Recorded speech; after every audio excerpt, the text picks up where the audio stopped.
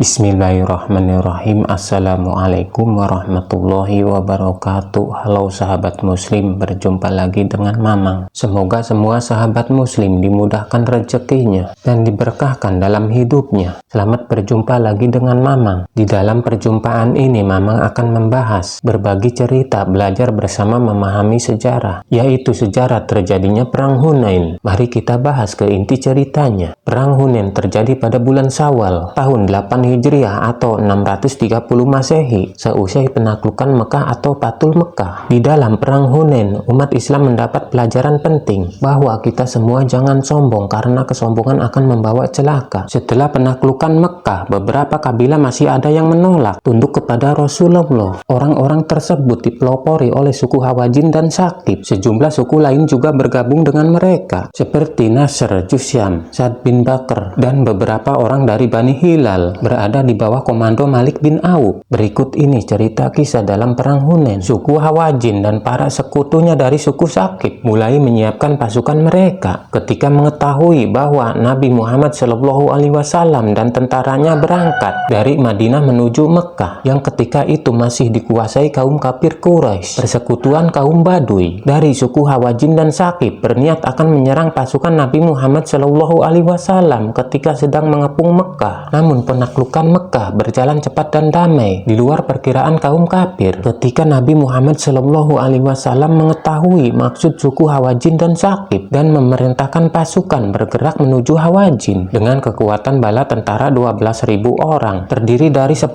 muslim yang turut serta dalam penaklukan Mekah, ditambah 2.000 orang Quraisy Mekah yang baru masuk Islam. Hal ini terjadi setelah 2 minggu penaklukan Mekah atau 4 minggu setelah Rasulullah SAW meninggalkan Madinah. Sementara pasukan kaum Baduy terdiri dari suku Hawazin, Saqif, Bani Hilal, Bani Nasr, dan Bani Jasam. Ketika di saat pasukan muslim bergerak menuju daerah Hawazin, pemimpin kaum Baduy, Malik bin Auf an-Nasri, menyergap mereka di lembah sempit yang bernama Hunain. Kaum Baduy menyerang dari ketinggian menggunakan batu dan panah, mengejutkan kaum muslimin dan menyulitkan organisasi serangan kaum muslimin. Pasukan muslim mulai mundur dalam kekacauan dan tampaknya akan menderita kekalahan. Tetapi pemimpin Quraisy, Abu Sufyan, yang ketika itu baru masuk Islam, mengejek dan berkata kaum muslimin akan lari hingga ke pantai. Namun pada saat kritis itu Nabi Muhammad SAW menunjukkan ketenangan luar biasa. Rasulullah SAW tetap bertahan di lembah yang berada dalam kepungan musuh. Kaum Muhajirin dan Ansor mendengar komando Rasulullah hingga mereka kembali dan membentengi Rasulullah. Dan di saat yang sama sosok paman Ali bin Abu Thalib, yaitu Abbas bin Abdul Muthalib, muncul dan berhasil menyatukan kembali pasukan muslimin yang sudah kalah mental perang. Setelah itu mereka terjun lagi dalam peperangan dengan penuh keberanian karena kaum muslimin kembali berperang. Inilah yang menjadikan mereka meraih kemenangan. Ketenangan kembali mengisi hati mereka dan Allah mengalahkan musuh-musuh mereka secara hina. Berkenaan dengan hal ini Allah menurunkan ayat. Arti ayatnya adalah berikut: sungguh Allah telah menolong kamu mukminin di banyak medan perang, dan ingatlah perang Hunain ketika jumlahmu yang besar itu membanggakan kamu, tetapi jumlah yang banyak itu sama sekali tidak berguna bagimu, dan bumi yang luas itu terasa sempit bagimu. Kemudian kamu berbalik ke belakang dan lari tunggang langgang. Kemudian Allah menurunkan ketenangan kepada Rasulnya dan kepada orang-orang yang beriman, dan Dia menurunkan bala tentara para malaikat yang tidak terlihat olehmu, dan Dia menimpakan ajab kepada orang-orang kafir. Itulah balasan bagi orang-orang kafir. Quran Surat At-Taubah ayat 25 dan 26. Nah, itulah kisah cerita sejarah Perang Hunain. Semoga dari kisah ini kita mendapatkan pembelajaran dan hikmah. Intinya adalah jangan sampai kita merasa sombong, karena yang berhak sombong itu hanya Allah Subhanahu wa Ta'ala. Sekian saja cerita sejarah dari Mamang, dan mohon maaf bila ada salah-salah kata. Wassalamualaikum warahmatullahi wabarakatuh.